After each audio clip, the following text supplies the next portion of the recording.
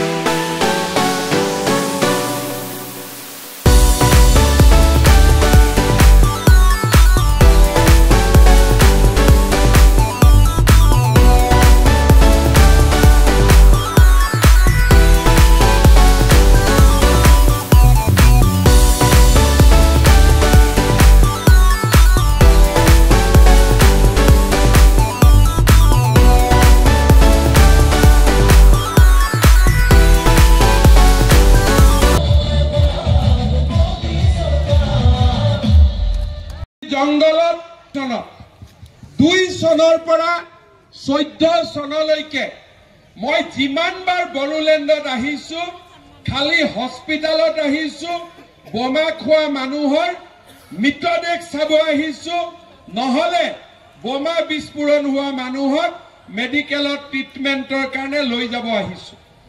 মোৰ এনেকুৱা দিন নাছিল যে বড়োলেণ্ডত আহি বাগৰুম্বা চোৱা বড়োলেণ্ডত আহি ৰাইজৰ লগত কথা পতা হস্পিটাল আৰম্ভ কৰা ৰাস্তা আৰম্ভ কৰা কেতিয়াও মই দেখা নাছিলো। মই ভাবিছিলো যে বড়োলেণ্ডৰ মানুহবিলাকে ভগৱানে বেয়া পাই কেতিয়াও এই ৰাজ্যত শান্তি নহয়। জংগলতো মাৰিলে টাউনতো মৰিলে বড়োলেণ্ডত যে কেতিয়াবা শান্তি হ'ব মই ভাবা নাছিলো। ইলেকশ্যনত আহো বড়ো মানুহৰ মিটিঙত খালি বড়ো বহি থাকে আৰু NDFBৰ লগত শান্তি চুক্তি কৰিলো। আজি আমাৰ বিটিআৰত মোক মানুহে লগ পালে কয় মাটি লাগে, বিটিআৰত মানুহে মোক লগ পালে কয় পূজাৰ মন্দিৰ লাগে, অসম মালা ৰাস্তা লাগে। কিন্তু 2014 চনৰ আগতে মানুহে আমাক কি কৈছিল? আমাক সিকিউৰিটি লাগে।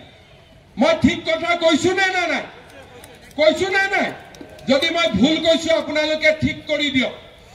কোনো মাক বাপেকে ঘৰত খানা বনোৱা থাকে, ল'ৰা বিটিআৰত আমি ৰাস্তা দিয়া নাই, স্কুল দিয়া নাই, কলেজ দিয়া নাই, হস্পিটেল দিয়া নাই, সব মই মানি লৈছো। কিন্তু বিটিআৰত আজি Narendra Modi, Pramod Boro, BJP, AGP, UPPL চৰকাৰে আজি বিটিআৰত শান্তি দিছে। বিটিআৰত আজি মানুহে মানুহৰ লগত বহি একেলগে কথা পাতিছে। আজি ইয়াত কাজিয়া পেচাল নাই।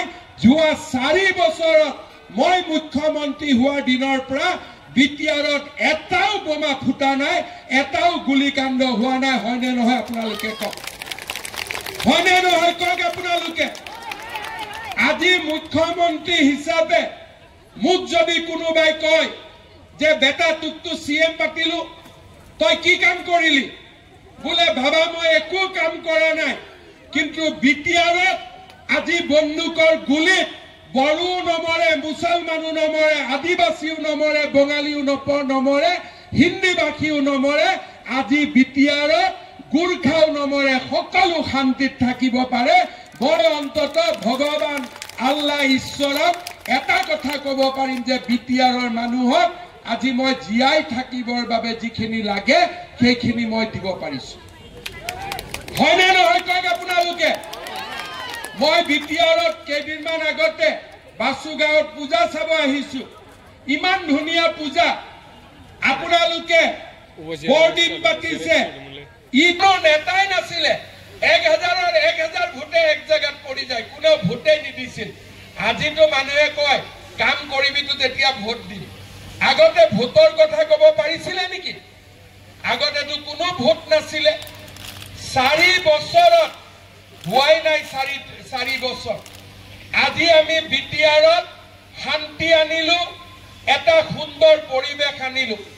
প্ৰমোদ বড়ো ডাঙৰীয়া, NDAP আৰু যিমান আছিলে আৰু সৰু সৰু বাকী সমাজৰো যিমানবিলাক উগ্ৰপন্থী সংগঠন আছিলে সকলোৱে আমাক হাতিয়াৰ ঘূৰাই দিলে। আজি সুন্দৰ কৰি আমাৰ ৰাজ্যত শান্তি আৰু সম্প্ৰীতি আৰম্ভ হ'ল। শান্তি আহিলে এতিয়া আমাক কি লাগে? আমাক কৰ্ম সংস্থাপন লাগে, দৰিদ্ৰ মানুহক সহায় লাগে। ৰাস্তা ঘাট 23 চনৰ 11 অক্টোবৰত মই চিৰাঙত আহিছিলো। 467 কোটি টকাৰ আঁচনি ইয়াত আৰম্ভ কৰিছিলো। 5 মাৰ্চত 111 কোটি। আজি আপোনালোকে চিন্তা কৰক, ভূটানত চাপাগুৰি, আমটেকা, ভূটান সীমান্তত আজি ডাঙৰ ডাঙৰ ৰাস্তা অসম মালা আঁচনিত আমি বনাব পাৰিছো। আজি আমাৰ কাজলগাঁৱত ষ্টেডিয়াম, আজি আমাৰ বাসুগাঁৱত ৰেলৱে ফ্লাইঅভাৰ, আজি এটা এটাকৈ আমি নতুনকৈ কাম আৰম্ভ কৰিছো। কুকলুং নদীৰ ওপৰত ৰাস্তা, পানবাৰীত গভৰ্ণমেণ্ট কলেজ, আজি আমি এটা এটাকৈ নতুনকৈ আজি আমি বিকাশৰ কাম আৰম্ভ কৰিছো। প্ৰমোদ বড়ো ডাঙৰীয়াই মোক কৈছে যে আমাক আৰু কেইটামান কাম চিডলি সমষ্টিৰ বাবে কৰি দিব লাগে। কি কি কাম কৰিব লাগে? যে জংখিৰি খাং ফাউটাৰ বেংতলত এখন মিনি ষ্টেডিয়াম কৰি দিব লাগে। লাগে নেকি?